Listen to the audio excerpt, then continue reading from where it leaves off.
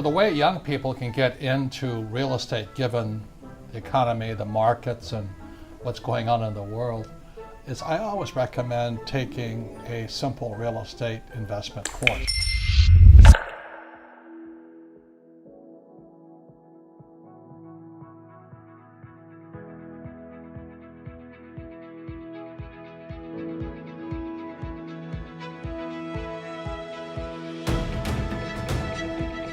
A poor dad always said to me, go to school and get a high-paying job. That's not wealth. That's a job. You can get fired, you know. And then my rich dad always says, work for assets. So there's basically 4 asset classes that makes a person rich, and there's lots of more, the subheadings and all this. But number 1 is a business. The richest young guys today start companies. It's called Facebook, Google, Apple, stuff like that, you know. Number 2 is real estate. So what my rich dad taught me is a combination of being an entrepreneur in business and entrepreneur in real estate. It's that combination is I pay no tax, and I make a lot more money. Okay, so a lot of guys say, well, I have a business. I say, well, how much real estate you got? Without real estate, you pay tax. That's the problem.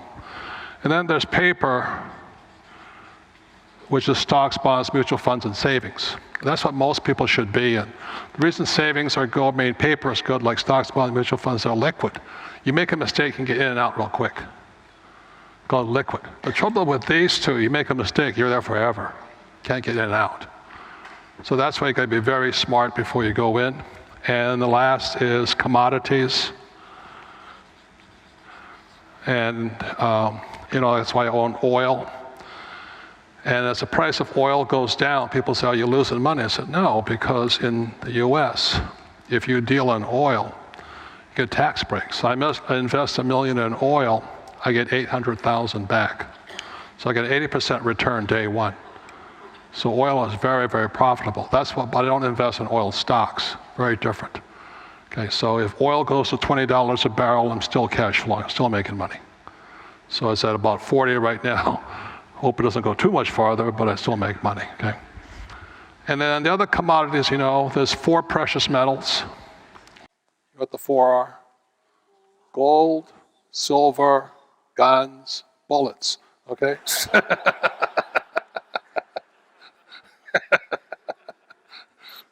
That's why I live in Arizona, not California. California, they don't let you carry guns. Everybody in Arizona carries. And the reason for that is because you have something, someone's going to steal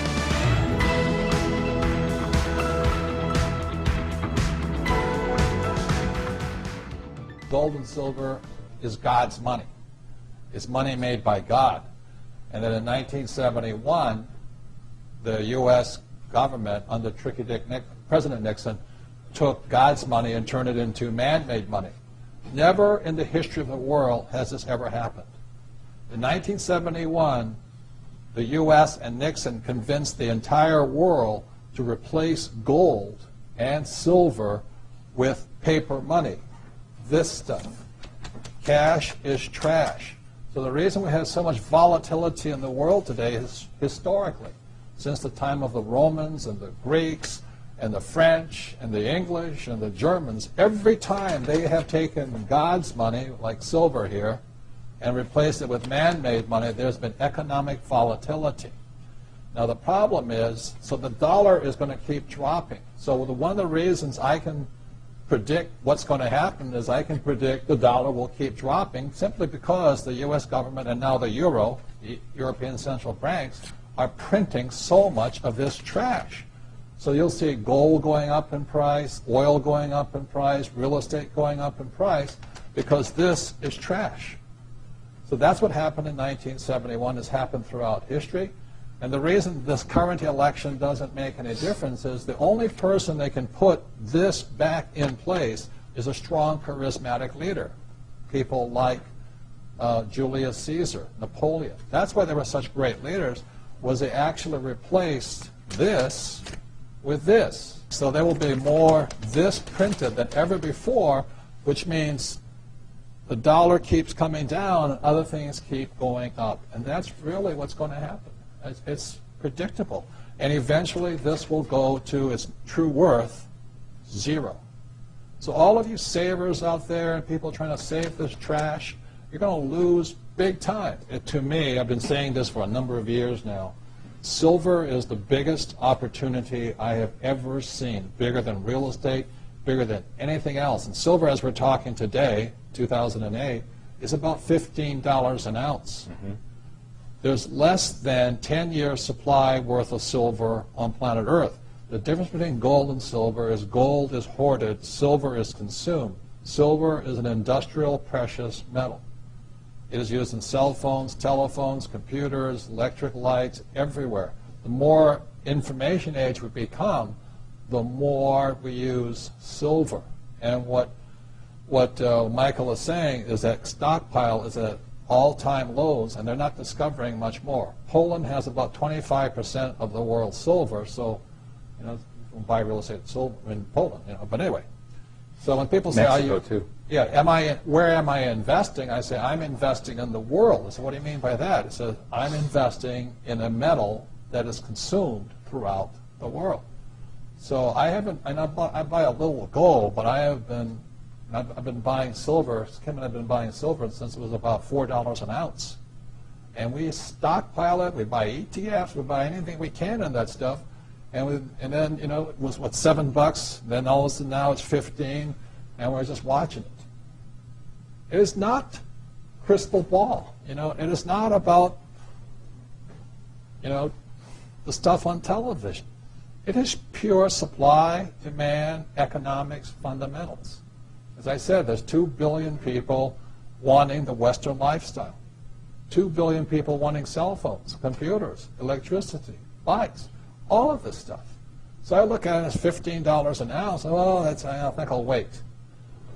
Well, I remember when it was $3 and $3.50, then $3.70, then $4, and then I said, yep, the bottom had been hit. The thing is trending up, and it's just keeps going.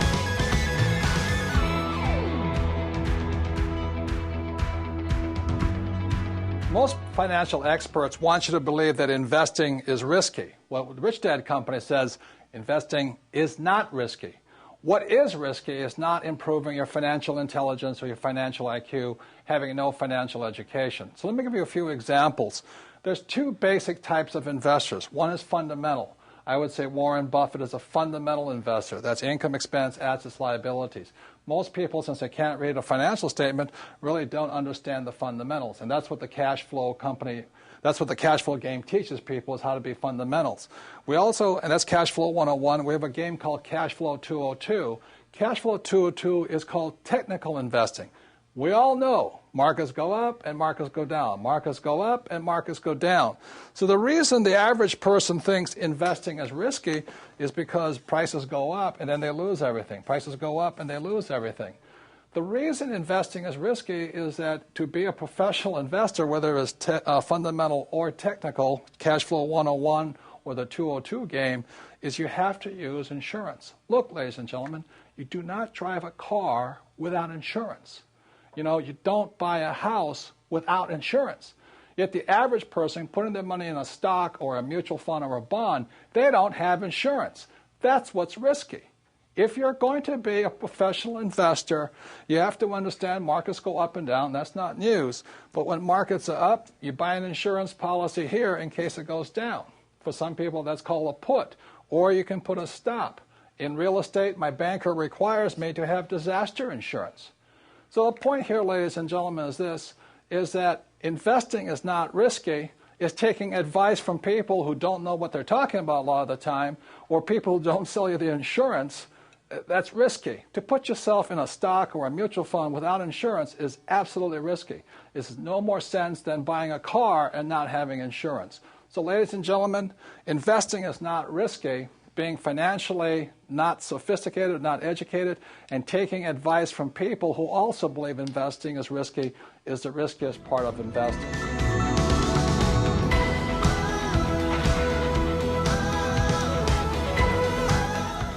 Most financial experts will say, Invest for the long term in a well-diversified portfolio of stocks, bonds, and mutual funds and ETFs. That's horrible advice. The only people that financial advice makes rich are the guys selling you that advice. Investing for the long term in a well-diversified stocks, bonds, mutual funds, and ETFs worked as long as the markets were going up. If the markets are going down, it's going to wipe you out. But remember this, following that advice, investing for the long term in stocks, bonds, mutual funds, and ETFs doesn't make you rich. It makes the guy selling you stocks, bonds, mutual funds, and ETFs rich.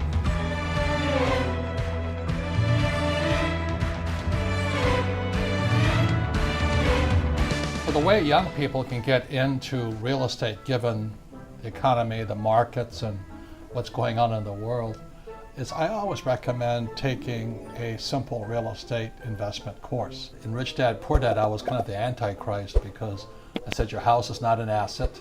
I always say the best real estate deal should be less than 1 hour from your house because real estate is management intensive. It's not like a stock.